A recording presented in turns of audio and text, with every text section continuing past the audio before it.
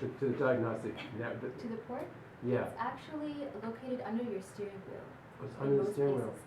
It's very common for mechanics to use it actually because they're able to plug in an OBD and kind of read engine trouble codes right out of the system. So is that something that people just did themselves, though? Is that a user-friendly? No. I didn't think so. But I know that's when you go to have your car tuned up. That's where Right. they jack into that thing. But so that's not something that you would recommend the user doing, or would you? It requires a little bit of familiarity with how the mechanics of the engine work and what kind of feedback, what kind of data you're looking for and messages you're trying to get out of the engine. There are commercially available transmitters that you can just plug in and connect to a mobile app. And there's a lot of them that are meant purely for in case the engine breaks down and you're getting a signal and you don't know what's going on. It's mostly diagnostic in that case. And we do have some, like very few commercial apps that actually can get OBD data out from your engine previously. I think maybe what Jesse is getting at is what if you had somebody who wanted to do something similar to hack their car? Yeah. That's possible. Because, I mean, the people who did this, who installed those transmitters, did they do it themselves? I actually bought the transmitters and they're commercially available, and you just plug it in. You just plug it in. Right. Okay. And it's not a reader or a smart device itself. It just functions as a transmitter. Yeah. Yeah. So it's just a Bluetooth enabled transmitter. Okay. If you're not afraid to stick your head under the dashboard, it's easy. Yeah, I'm to just find and wondering plug if- it in. yeah. No, anybody could do it. Yeah, actually some of our user testers were mechanically minded, and so they had done something like this before. I said, oh yeah, I know where it is. Okay. I'm gonna look now.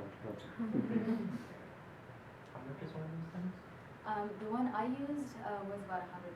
They range from pretty cheap. They can go under $50 to something more like sophisticated model that will have a screen reader showing you what's going on with the engine. This one was just for transport purposes. The real work was done on the app.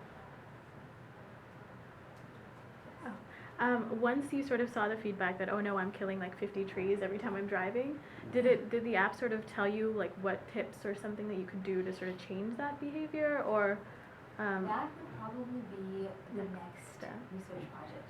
Okay. Like identifying key behaviors that can trigger users at a certain point of acceleration that kind of really uses up capacity, and then trying to give that feedback to the user. This was more meant to just show that feedback to the user and give them a perception of what is their impact and tap into a little bit of their motivation.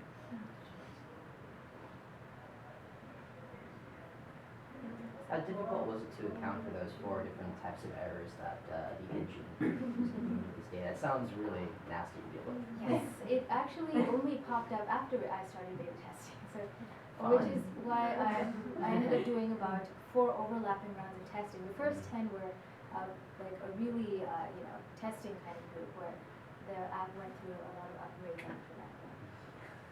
Yeah, the simulator gives back very nice data, which is not at all what it's like in real life.